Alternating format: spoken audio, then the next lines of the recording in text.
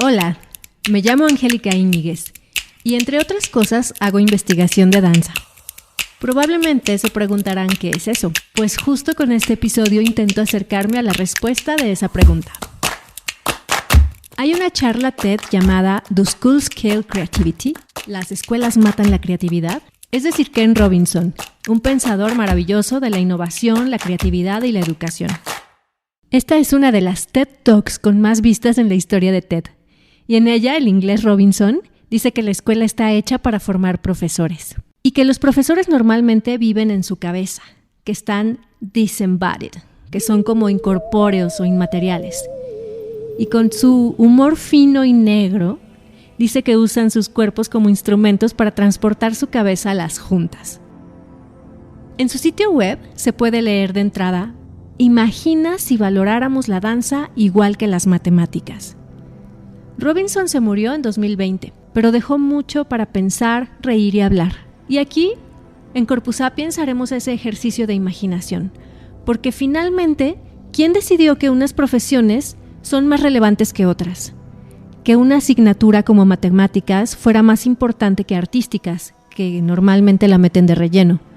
¿O quién dijo que hay que ver el mundo desde un solo tipo de inteligencia? Estas son algunas de las cuestiones que me mueven a hacer este podcast.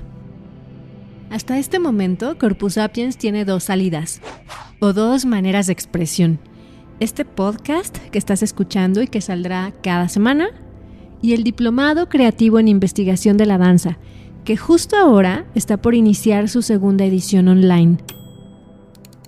Desde los 25 años me dedico a hacer investigación de danza. Y es curioso porque el capitalismo, el patriarcado, pueden considerar que esta es una actividad totalmente ociosa, suntuaria, sin provecho, que no es útil para nada, porque no cura a las personas, no construye casas, no resuelve problemas del mundo, literalmente no salva vidas. Sin embargo, en este tiempo de conocer a tantas personas dedicadas a la danza y de haber estado yo misma en esos espacios como bailarina, me he dado cuenta de que metafóricamente sí ha salvado muchas vidas. Y ya lo escucharán, ya les contaré específicamente.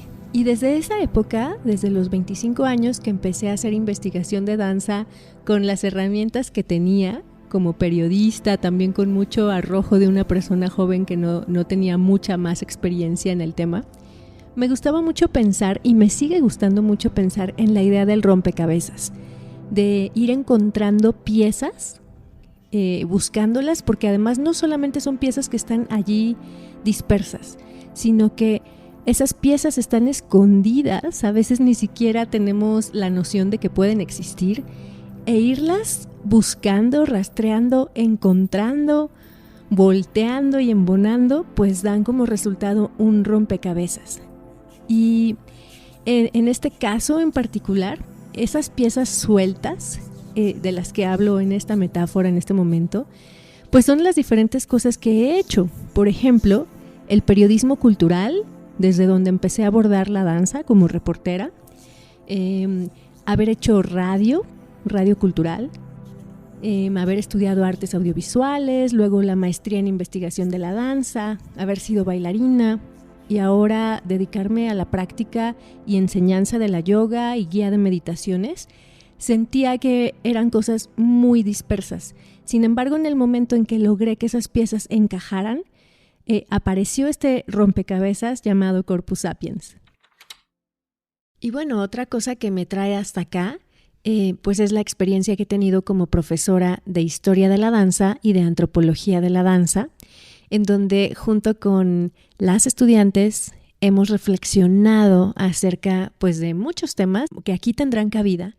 Y uno de ellos que he pensado, y bueno, no estoy descubriendo el hilo negro, mucha más gente lo ha pensado, es el tema de la historia del arte, que es una historia pues de Occidente, una historia cruzada por el patriarcado, por el capitalismo, que incluye además, o que incluye más bien la escultura, la pintura, la arquitectura, a veces la literatura, y allá algunas investigaciones o algunas propuestas más arriesgadas, la música. Sin embargo, las artes escénicas se quedan básicamente fuera. Si se incluyen son meramente anecdóticas porque ocurren dentro de los recintos, por ejemplo. Pero la danza de plano, pues es así que ni se asoma por la historia del arte con mayúsculas, ¿no? Entonces es bien interesante cómo poder abordar la historia del arte a través del cuerpo, a través de la danza. Y pues ha sido esa la propuesta. Y cómo además las pequeñas historias locales pues son las que he encontrado que me interesan mucho más que la gran historia, ¿no? Este concepto como de la historia o la gran historia universal me parece muy, lo respeto, pero me parece muy pobre o muy poco interesante comparado con poder contar estas pequeñas historias que tenemos tan cerca, recuperar memoria viva y encontrar cómo estas historias tan locales nos llevan a conectarnos pues con el mundo entero, con sucesos internacionales, y no por los hechos totalitarios, sino por esta parte humana, por lo humano que nos conecta a todos, que son los deseos, los sufrimientos, los viajes que se han tenido que hacer, las luchas que se han tenido que gestar para que, por ejemplo, la danza exista. Y en este sentido me interesa mucho, por ejemplo, las formas de hacer historia de Peter Burke, que son pequeñas historias que se cuentan desde el cuerpo, desde las letras, desde las mujeres, desde los barcos, desde todas estas cosas, personas que han sido invisibilizadas en la gran historia. Una de las razones por las que la historia del arte con mayúsculas, no considera a la danza, es porque la danza ha sido problemática. Por un lado, el problema de lo efímero, del que se ha hablado muchísimo también. La danza no se puede asir, no se puede congelar, se le puede tomar una foto, se puede hacer un video, sin embargo, ya no es una experiencia directa de danza, ya no es el cuerpo en momento presente compartiendo con otros cuerpos. Y creo que es un tema especialmente interesante ahora que todo se ha vuelto mucho más online, y ya platicaremos de ello con algunas personas. Sin embargo, esto nos ha llevado a pensar o ha llevado a la idea de que no se puede investigar, que no se puede escribir de la danza, y por supuesto que no.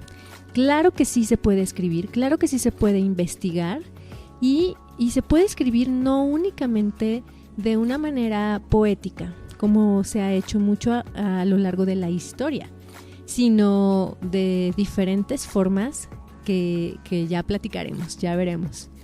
Por otro lado, hay otra cosa que la hace problemática y que su herramienta es el cuerpo. No es, su materialidad no es un lienzo, no es una escultura en polímero o en mármol o un edificio en piedra, que bueno, tiene que ver también con lo efímero, que perdura en el tiempo, sino es el cuerpo. Y con esta idea de separación mente-cuerpo, esta idea de pienso, luego existo, esta separación reafirmada por Descartes,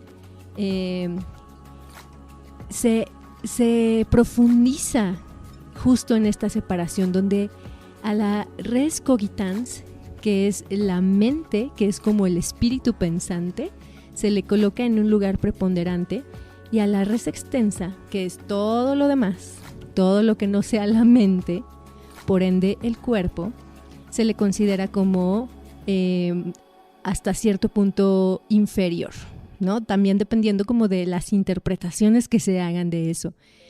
Y se ha asociado el cuerpo con lo femenino, lo negativo, y en términos muy reduccionistas, con lo malo. Entonces, el cuerpo ha quedado relegado a un segundo plano, o tercero, cuarto, quinto plano. Y lo interesante aquí es como al catolicismo, por ejemplo, se le escapó el cuerpo. Entonces, desde ahí, ¿qué cosas han sucedido con el cuerpo, que es una potencia en sí mismo? Y cómo se ha investigado desde el punto de vista filosófico, bueno, desde distintos puntos de vista filosóficos, desde las artes, por supuesto, desde la danza misma, desde las humanidades y desde los feminismos que colocan al cuerpo o la cuerpa en el centro de todo. De eso platicaremos también. Y bueno, en esta primera temporada de Corpus Sapiens contaré acerca de las investigaciones que he realizado, que están publicadas en libros, y me parece que justo el podcast es una manera de potenciar, de dar a conocer mucho más esas investigaciones. ¿Y de qué voy a platicar? Bueno, por ejemplo, de la llegada del tutú a una ciudad mocha. ¿Y qué fue lo que pasó ahí? De el primer bailarín, niño, hombre, y cómo se empezó a conectar con la danza en otras ciudades más grandes, de México, con Cuba, con movimientos internacionales. Voy a platicar también acerca de un queridísimo personaje que llegó a la ciudad de Guadalajara, Amelia Bell, Miss Bell, que fue la primera maestra que abrió una academia de danza. Y ella venía de una familia de circo viajando por toda América Latina. La familia se establece aquí en la ciudad de Guadalajara, desde donde estoy grabando este podcast. Y rastrear a este personaje me lleva hasta los orígenes de esa familia en Escocia.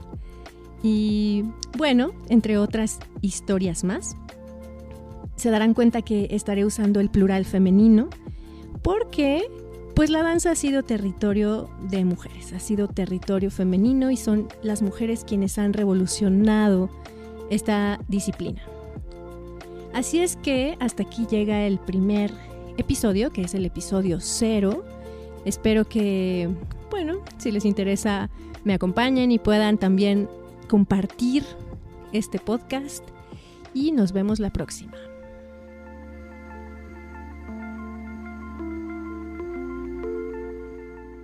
Si este podcast es de tu interés, dale seguir. También puedes consultar más información en corpusapiens.com y en Corpus Sapiens en Instagram. Nos escuchamos la próxima semana. Corpus Sapiens es una producción de Podcastera MX. Idea original, voz y guión, Angélica Iñiguez. Producción y edición, Salvador Martínez. Música original, Gilberto Domínguez.